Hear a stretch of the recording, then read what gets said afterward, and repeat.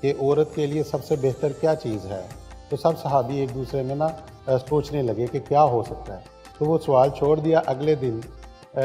حضرت علی کرم اللہ وجہ الکریم نے گھر جا کے حضرت فاطمہ الزہرا سلام اللہ علیہا سے پوچھا کہ سرکار دو عالم نے یہ سوال پوچھا ہے کہ عورت کے لیے سب سے بہتر کیا ہے،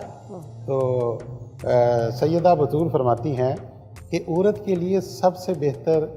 یہ ہے کہ کوئی غیر مرد اس کو نہ دیکھے، یعنی نامحرم۔ اب یہاں تک اگر ہم تھوڑی سی لیتے ہیں تو شرم و حیا کے اوپر حضرت فاطمہ الزہرا ایک رول ماڈل ہے، کیونکہ خاتون اول ہیں ہمارے لیے، اور اس کے علاوہ تربیت جو ہے بیٹی کی باپ کے ساتھ تربیت بھی بتائی کیسے پیش آنا ہے اپنی بچی کے بیٹی کو، اور وہ واقعی رحمت سمجھ کر اس کو کرنا، پھر اس کے لیے کھڑے ہو جانا۔ ایک بیوی کے طور پر بھی تو سیدہ کی شخصیت جو ہے وہ جیسے آپ نے خود ذکر فرمایا، جی جی بالکل، اس میں تو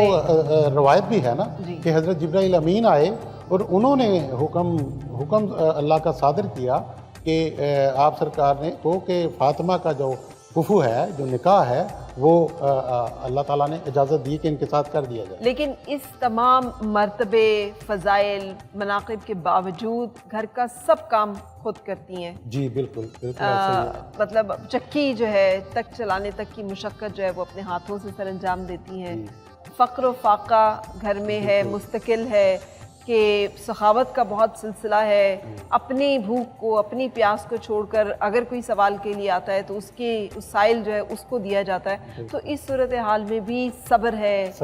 ایثار ہے، شفقت ہے، مہربانی ہے، بچوں کو لک آفٹر کر رہی ہیں، بچوں کو ساتھ ساتھ سنبھال رہی ہیں۔ تو ایک ماں اور ایک بیوی کا جو ایک مثالی ہمیں کردار، اور اس کے ساتھ ساتھ ایک مومنہ کا، جیسے ایک معصومہ کا جو ہے کہ اگر کوئی سائل آ گیا ہے تو اپنی اور اپنے بچوں کی 4 دن کے فاقے کی بھوک کے اوپر بھی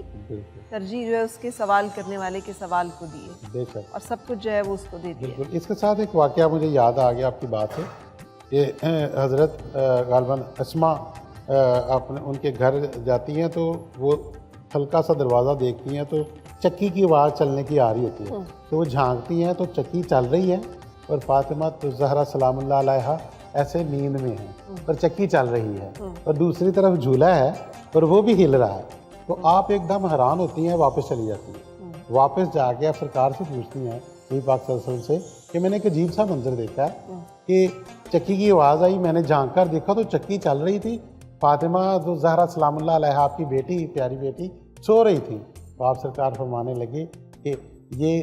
روزے کی گرمی کی شدت اتنی زیادہ ہو گئی تھی کہ نیند نے غلبہ ڈال دیا، اور تاکہ اس کو گرمی کی شدت نہ لگے، اور وہ سو گئی ہے، اور وہ جو چکی چل رہی ہے اس کو فرشتے چلا رہے ہیں۔ جی، حضرت ام ایمن سے بھی یہی روایت یہ ہمیں ملتی ہے۔ بے شک۔ سو بہت بہت شکریہ۔